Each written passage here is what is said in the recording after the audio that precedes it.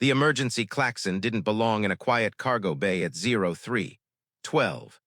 It was the kind of alarm reserved for reactor breaches, hull fractures, or something else that made skin crawl long before the brain caught up. Arden Hale blinked awake to the flashing red strips on his ceiling, still half tangled in his thermal blanket, still disoriented enough to hope it was a drill. It was. A second alarm, sharper, personal, chimed through his cabin.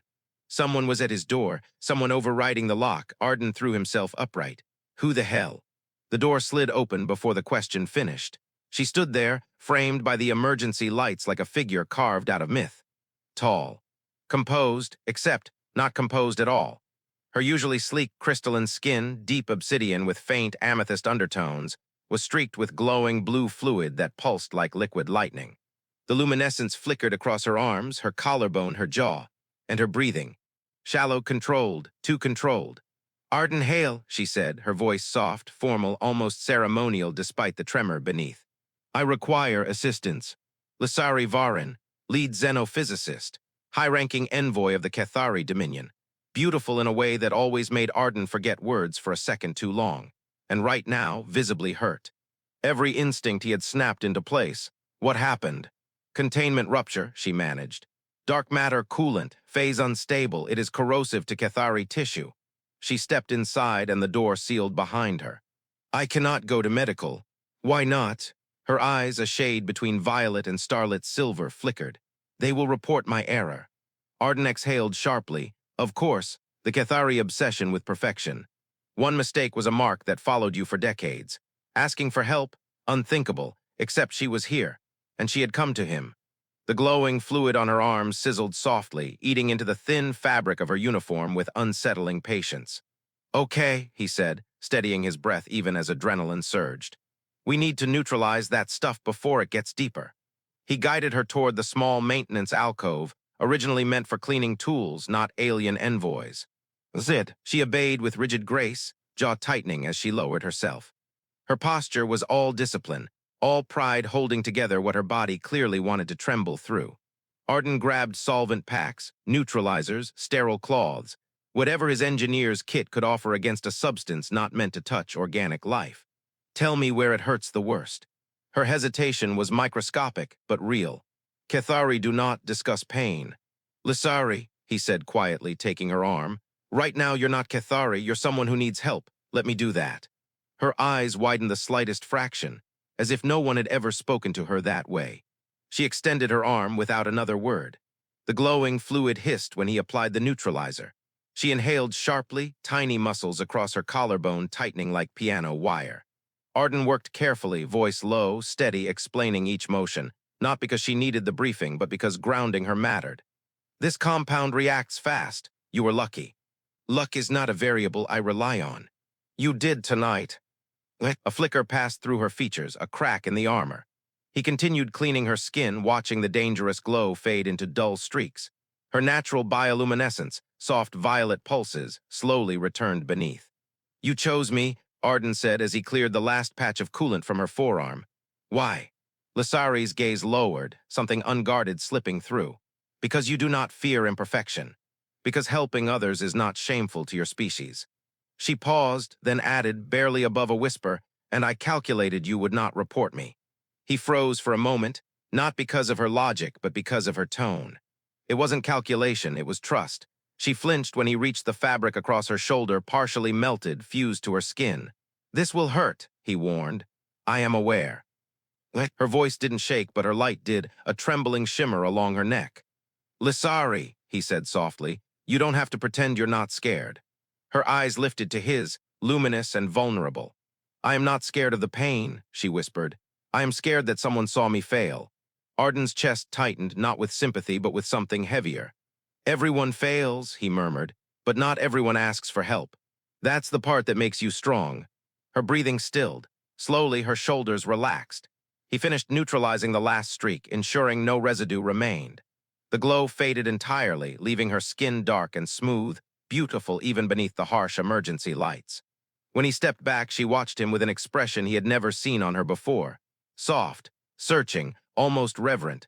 You have shown me a form of strength my people do not recognize, she said quietly.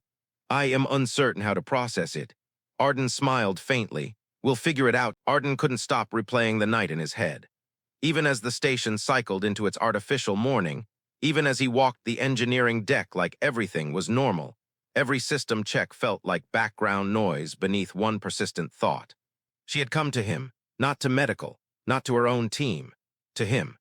Most Kethari barely spoke to humans outside of formal protocols, yet Lyssari Varyn, disciplined, brilliant, intimidatingly composed, had crossed every cultural boundary to knock on his door at 3:12, and she had trusted him with her fear. That part wouldn't leave him alone. He was checking coolant flow regulators when a quiet voice behind him made him jolt hard enough to bang his elbow on the console. Engineer Hale. Arden spun around. Lyssari stood there, perfectly composed, as if she hadn't nearly dissolved on his floor last night. Except, her bioluminescence was subtly dimmer, controlled to a level most humans wouldn't notice but Arden now recognized. And she wore a fresh uniform, darker than station standard, high-collared and elegant in a way only Kethari tailoring could achieve. He cleared his throat. Lyssari, you're up early. Kethari recovery cycles are efficient, she said, but the faint hitch in her breath betrayed the lie. I wish to confirm there are no residual traces of last night's incident on your equipment. He almost asked which equipment she meant, but decided his brain didn't need that spiral right now. It's clean, he said. Completely neutralized, you're safe. Her shoulders softened imperceptibly. Your assistance was effective, she said gently. More so than anticipated. There was a tiny pause, a searching one. Arden stepped closer, lowering his voice. How's your arm? Lyssari hesitated, only for a fraction of a second, but enough. She lifted her sleeve slightly. Her obsidian skin was smooth, faintly glimmering. No burns, no damage. But there was a subtle discoloration beneath the surface, like diluted starlight caught in a bruise. It will fade within a Kethari cycle, she said. The neutralizer prevented deeper tissue decay. And the pain, a manageable variable. He gave her a look, her bioluminescence flickered. A more uncomfortable variable, she admitted quietly. That honesty felt like an unexpected gift. Arden exhaled. At least you didn't lose the arm. I was not in danger of losing it. You were in danger of hiding how much it hurt. She blinked at him entirely still. Then, you perceive more than I expect humans to notice. You gave me 4 hours of practice last night, he said, trying to sound light. I learned the flicker codes. Her exhale wasn't quite a laugh. Kethari didn't laugh, but something warm shimmered across her face. I would request, she said carefully, that we maintain discretion. Of course. But also, her eyes lifted to his, searching again. That we continue our interactions for educational purposes. Educational, he echoed, trying not to smile. Yes. Human concepts of mutual aid, emotional transparency, and other nuances. Another pause, and I would prefer to learn these from you. And just like that, Arden forgot how to breathe. Before he could respond, her wrist module chimed sharply. Lyssari straightened, all envoy composure returning like a snap of elastic. I must attend the Research Council briefing. They are reviewing the containment failure. Arden felt his stomach tighten. They don't suspect anything, do they? No, I submitted a modified incident report. All variables accounted for. She lowered her voice. I omitted the part where my arm was dissolving. Good call. She inclined her head. Thank you again, Arden Hale. Your intervention prevented injury and professional repercussions I cannot minimize. He hesitated. You don't owe me anything. Her eyes held his, unblinking, luminous in a way that made the rest of the bay dim. I disagree, she said softly, and Kethari do not forget debt. She turned to leave, but halfway to the exit she stopped, turned back, studied him for a long, quiet second. Tonight, she said, if you are available, I would like to continue our cultural exchange. Arden's pulse stumbled. Yeah, he said, failing to hide the warmth in his tone. Yeah, I'll be here. She nodded once, formal, controlled, and walked away with the silent precision of someone trained from birth never to break posture. But the faint glow trailing down the back of her neck, that wasn't formality. That was emotion leaking through the cracks. The rest of Arden's shift passed in a haze of anticipation and confusion, and approximately 7 different flavors of what exactly am I getting myself into. By the time his door chimed again at 21:00, he'd practiced several casual greetings in his head, all of which evaporated the moment the door opened and Lyssari stepped inside. She wasn't injured. She wasn't panicked. She wasn't flickering with fear. She looked composed but softer, more open. The amethyst gleam of her skin seemed warmer in the dim cabin light. "I brought something," she said, lifting a crystalline tablet. "Human cultural analysis modules." He blinked. "You downloaded homework." "Yes, but I require guidance." She stepped closer, closer than standard interpersonal Kethari distance, and tilted her head. "You said helping someone is not—" Arden had expected their cultural exchange to be a stiff academic exercise. Maybe a discussion about empathy or cooperation or whatever Kethari reports called primitive human collectivism. Instead, he found himself sitting beside Lyssari, their knees almost touching, the room quiet except for the faint hum of the life support vents. She held the crystalline tablet in both hands, her posture perfectly straight, yet something in her shoulders had lost its rigid tension. "This module," she said, tapping the screen, "claims that humans rely on emotional signaling through facial musculature." He snorted. "Yeah, we call that smiling." Lyssari turned her gaze onto him with full intensity, as if analyzing an alien artifact, except he was the artifact. "Show me." He blinked. "What a smile." "Yes." Her voice softened. "I wish to understand." Arden ran a hand through his hair, suddenly hyper-aware of how close she was. "All right." He smiled, natural, warm, the kind that crinkled the corners of his eyes. Lyssari watched with the unabashed focus of someone studying a new star type. "That expression," she murmured, "indicates pleasant emotion." "Yeah, happiness. Amusement, sometimes embarrassment." She kept staring, no studying. Then she attempted one. It was unimaginably wrong. Her face wasn't built for human smiling. The muscles moved differently, the tension unfamiliar. But the intent was there. A genuine attempt, awkward and earnest. Arden burst out laughing before he could stop himself. Lyssari's bioluminescence spiked in surprise, then settled into a steady glow he was learning to interpret as cautious curiosity. "That was incorrect," she concluded. No, it was fine," he said, still grinning. "It was adorable." She went utterly still. Her pupils widened. A long, slow pulse of violet spread down her throat. "Adorable," she repeated, tasting the word like it was unfamiliar. "This indicates endearment." "Something like that." Her gaze dropped briefly. "I did not expect you to find my attempts pleasant." He leaned slightly closer, not touching, but near enough that her bioluminescence reacted in a faint shimmer along her cheekbones. "Lyssari," he said gently, "you're trying. That means something." She inhaled softly. A small, almost imperceptible tremor passed through her shoulders. "I have never attempted to learn emotional language with another individual," she admitted. "Kethari communication prioritizes precision over sentiment. Vulnerability is not practiced, it is discouraged." "And yet," Arden murmured, "you're here." "I am." Her voice was quiet, asking to learn from someone who saw me at my weakest moment. He swallowed hard. "That wasn't weakness." "Perhaps not for humans," she said, looking away. "For my people, admitting error is equivalent to exposing an open wound." She turned back toward him, her eyes luminous, searching. "I am still learning what it means to trust someone." Arden's chest tightened with something warm and dangerous. "Take your time," he said. "I'm not going anywhere." For a moment, neither spoke. The space between them felt charged, fragile, like static building under their skin. Then her tablet chimed. Lyssari blinked, her composure snapping back. "A notification," she said unnecessarily. "What's it say?" She hesitated.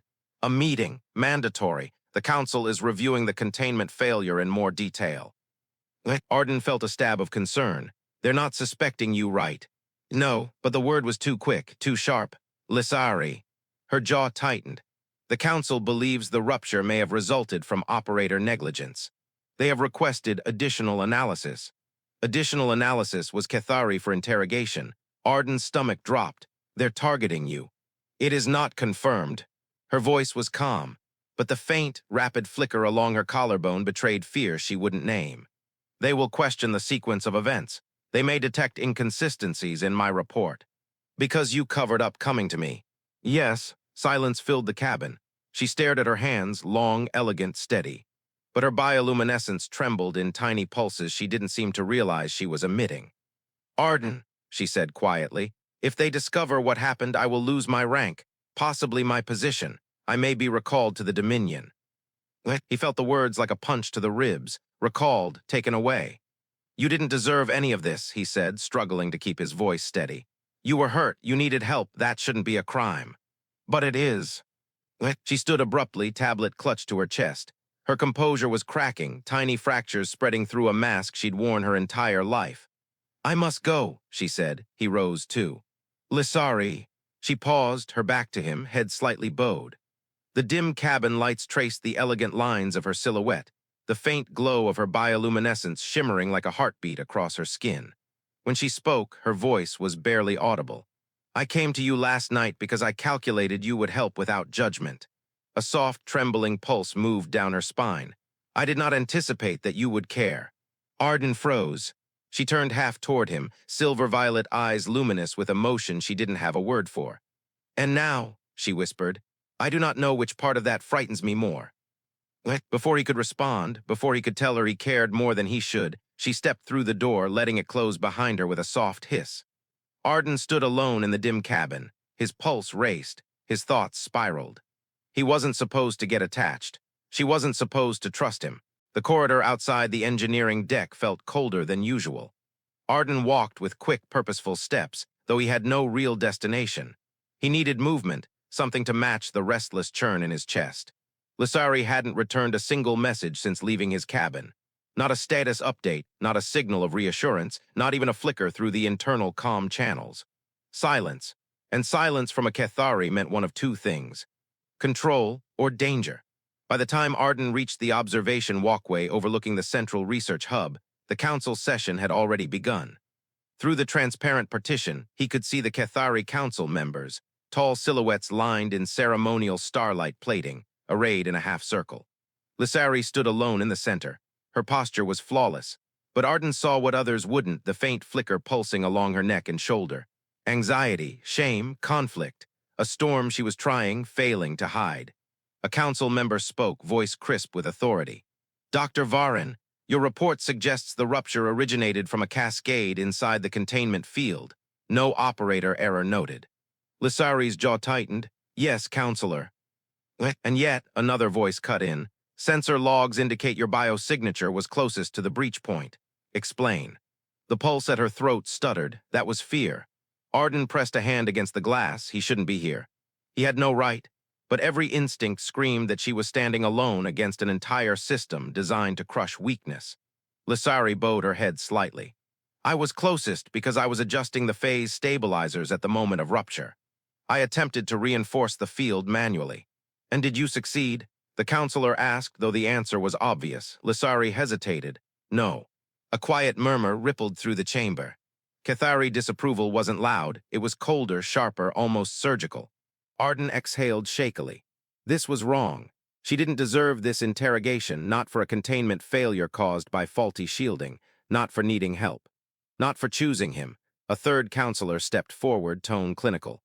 Your report omits 18 minutes of bio-tracking data. These minutes correspond to the time immediately after the rupture. Why were they removed? Lyssari didn't speak. Her light flickered, fast, chaotic, panic. Arden swore under his breath. They were cornering her. She couldn't admit what happened without exposing her shame, asking a human for help, entering his quarters, breaking cultural protocol, showing vulnerability. It would destroy her standing, possibly more. She opened her mouth. But before she could answer, the floor panel beside Arden lit up. Engineer Hale, the station commander's voice said behind him. Arden flinched as Commander Sayla Torin approached, arms crossed, expression unreadable. You shouldn't be here. I know, Arden muttered, eyes fixed on Lyssari. She looks terrified, Torin said bluntly. Arden turned to her, startled. You see it. Humans see fear. Kethari pretend it's calculation. Torin stepped beside him, gaze hardening. Your friend is in a difficult position. Arden looked back through the glass. Lyssari stood tall, but the tremor in her bioluminescence betrayed her. They're going to break her, he whispered. Not necessarily. Commander, Torin cut him off gently. Arden, I cannot permit you to interfere in their inquiry. Cultural sovereignty, you know the law. He clenched his jaw, so we just do nothing. Torin gave him a long, measured look. No, she said softly. We let her speak first. Arden turned back to the chamber.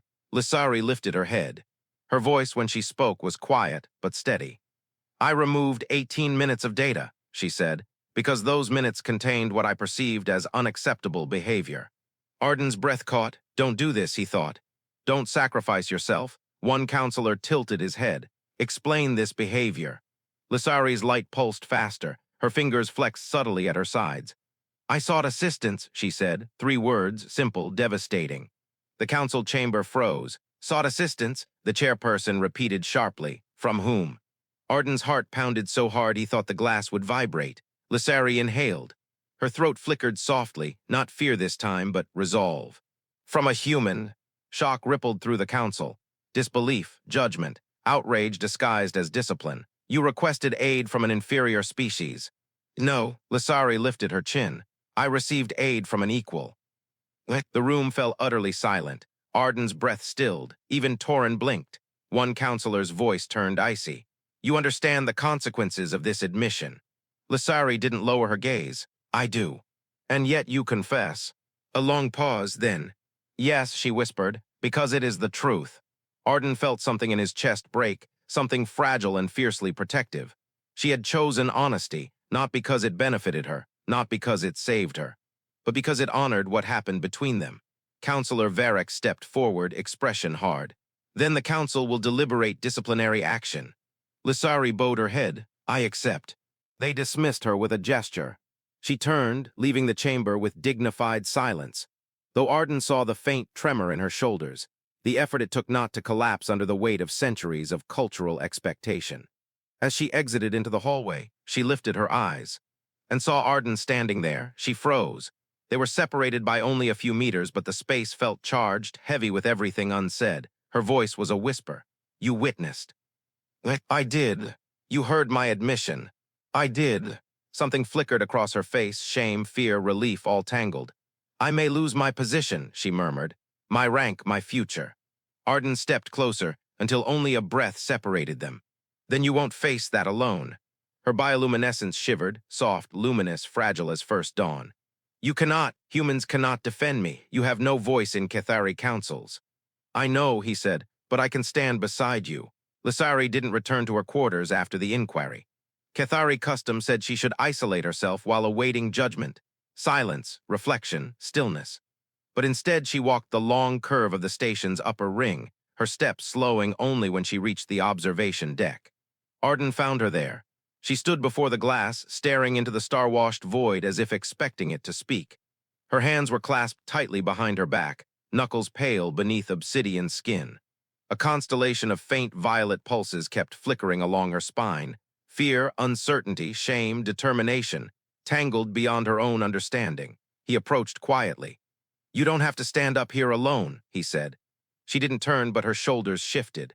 I am not alone, she murmured. Aloneness is voluntary, this is exile.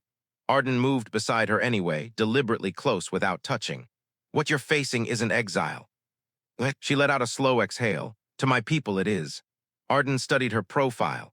The sharp, elegant angles of her face softened only by the faint glow beneath her skin.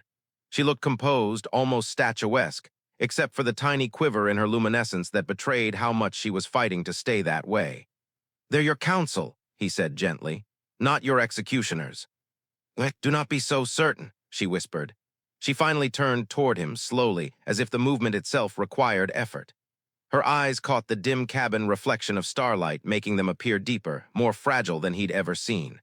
They will strip my rank, she said, voice still steady but thinner than before. Perhaps reassign me to a lower research caste. Perhaps recall me to the Dominion. Perhaps, her voice faltered, a flicker of dim light trailing along her jaw. Perhaps worse. Lyssari. She raised a hand, not to silence him, to keep herself steady. I do not fear losing my standing, she said quietly. What I fear is that I may have miscalculated, that telling the truth was foolish. Arden's pulse kicked hard in his chest. Hey, he said, stepping closer, it wasn't foolish, it was brave. Kethari do not value bravery, she replied. We value precision, control, isolation. I demonstrated none of these qualities today. He shook his head. No, what you did was something they're not ready to understand yet. And what is that? She whispered. Honesty, integrity, trust. Her breath hitched, as if the last word struck something unarmored inside her. She turned fully toward him now, the distance between them barely more than a hand's width. You speak of trust, she whispered, but you do not understand what it means to my people. Trust is dangerous, it binds. It makes you vulnerable to another's choices. Arden swallowed hard, and you trusted me anyway. Her bioluminescence flickered, warm and unsteady. Yes, she said almost inaudibly. That is what terrifies me. He stepped closer, not touching her, but close enough that she could feel the heat radiating from his body. Then I'll be careful with that trust, he said softly. I won't break it. Her throat tightened. I do not know how to interpret this feeling, Arden. I do not know what to do with it. You don't have to know, he murmured. You just have to let yourself feel it. Silence settled around them, a fragile, suspended moment. Lyssari lowered her gaze. When the council questioned me, she said, I felt something I cannot explain. Shame for violating protocol, yes. Fear of consequence, yes. But beneath that, her voice trembled. I feared something more than judgment. What? He asked. She looked up, eyes luminous, vulnerable, unguarded in a way she would never show anyone else. I feared disappointing you. Arden felt his breath catch in his throat. Lyssari, he whispered, you could never. But she took a half step back, as if retreating from her own confession. This is why trust is forbidden among Kethari, she said. It changes internal variables, it skews rational decision-making. It makes you consider the perspective of another before your own. It makes you better, Arden said. It makes things easier, lighter. Not for us. For you, he corrected gently. Maybe not yet. Her gaze softened, a flicker of gratitude, confusion, and something dangerous under the surface. Before either could say more, the deck's intercom activated. Dr. Varyn, report to Council Chamber 2. The words hit like a blow. Lyssari went utterly still. Arden's heart sank. They've reached a decision. Possibly, her voice was faint, or possibly they seek further clarification. She looked at him, not with fear but with resignation. This is my path to walk, she said quietly. You cannot intervene. You're not walking it alone. You cannot enter a Kethari judgment space, she insisted. You will be barred at the threshold. Then I'll stand at the threshold, Arden said, stepping forward. I'll be right there when you come out. Her pupils widened, her bioluminescence warmed. You would do that, she whispered. Of course. She inhaled shakily. The smallest tremor passed through her hand, but she didn't pull back when he extended his own. She didn't take it either, but she hovered close enough for her fingers to brush against his skin, barely a touch, but enough to send a warm ripple of violet light through her arm. I do not understand you, Arden Hale, she said, but I wish to. Then let me stay with you through this. She nodded once, slow, deliberate, almost ceremonial. I would value that. They walked together down the corridor.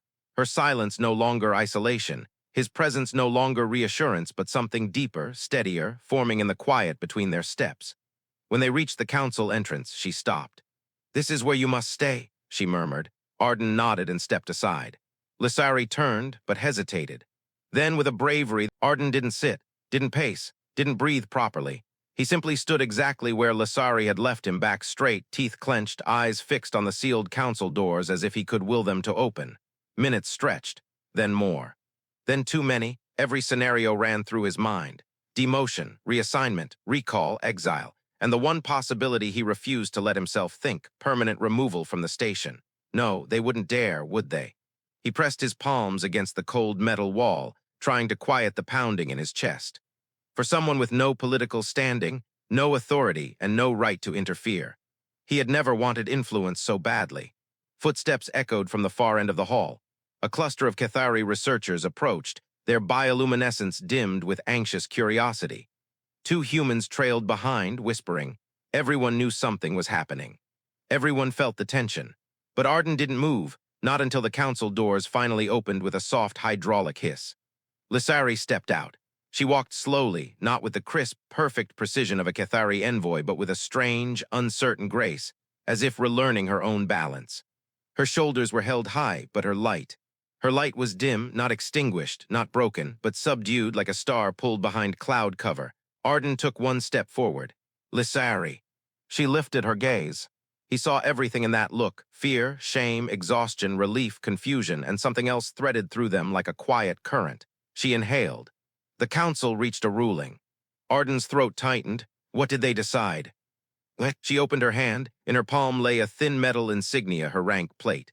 Its center was marked with an etched slash, a disciplinary strike, not expulsion, not recall, a punishment, a warning, a wound carved into metal. Arden swallowed. That's it. No, she whispered. Her fingers curled around the insignia. She stepped closer until the dim corridor lights grazed the delicate amethyst undertones of her skin. They issued a formal directive, she said. I am barred from autonomous research leadership for 5 cycles. My previous position is suspended. I am reassigned to collaborative studies under supervised integration. Arden blinked. Collaborative studies with who? Her eyes lowered, glowing faintly. With humans. He stared at her. You mean? Yes. She looked away, pulse quickening beneath her skin. They believe collaboration may correct my excessive affinity for non-Kethari social influence. The irony is overwhelming. Arden exhaled a laugh he didn't expect, part disbelief, part relief. So they punished you, he said, by assigning you to work with the people you're already closest to. Precisely, she said softly. He scrubbed a hand over his face. That's actually better than I feared. Lyssari's voice wavered. It is not a light consequence. No, he agreed, stepping closer, but it's survivable. Perhaps, and you're staying, he added. That made her really look up. The faintest pulse of violet warmed her cheeks. Yes, she whispered, I am staying. Relief hit him so sharply, he almost lost balance. Lyssari stepped toward him, closer than she ever had in public, close enough that the edges of her bioluminescence brushed faint sparks across his shirt. There is something else, she murmured. Arden's breath caught. What? She hesitated, then, when the council asked whether I sought aid because I feared weakness. A flicker of luminescent blush glowed across her collarbone. I told them the truth. What truth? Her voice dropped. That I sought help from the one individual I trusted more than myself. Silence, heavy, tender, electric. Arden didn't trust himself to speak. He simply lifted his hand, slowly giving her every chance to step back. She didn't. His fingers brushed her cheek. Her skin was cool at first, then warmed beneath his touch, bioluminescence blooming like dawn spreading through dark water. Arden, she whispered, my people do not touch freely. I know. It signifies vulnerability, mutual recognition, solemn connection. I know. She swallowed, it binds. He stepped even closer, their foreheads almost touching, breath mingling in the quiet corridor. Then let it bind, he murmured. Her eyes widened, emotion and fear and longing in equal measure. I do not understand humans, she whispered. Your kindness confuses me. Your sense of loyalty confuses me.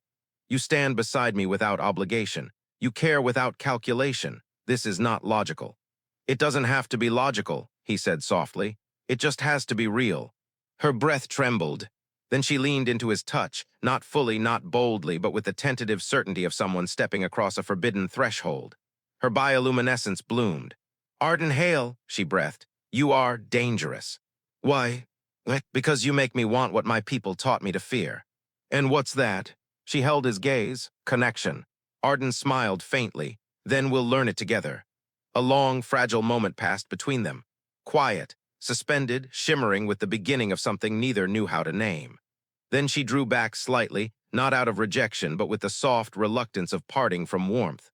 I must report to my new assignment, she said, and I'll be there. Her pupils widened. Again that unguarded, luminous surprise. You would. I promised, did I? A slow, subtle pulse rippled along her throat. Yes, she murmured, you did. She turned to go, her silhouette a dark, elegant line against the gentle station lights. But before she stepped away completely, she paused and glanced over her shoulder. Arden, she said softly. When the council asked why I returned to the lab after the rupture, I told them I was following a variable I no longer knew how to classify. And what was that? She looked at him, eyes glowing softly, openly. You. And then she walked away, leaving Arden standing in the quiet corridor, heart pounding with the unmistakable realization. Whatever this was between them, whatever fragile, impossible connection had formed in the dark hours of a containment failure, it wasn't ending. It was beginning.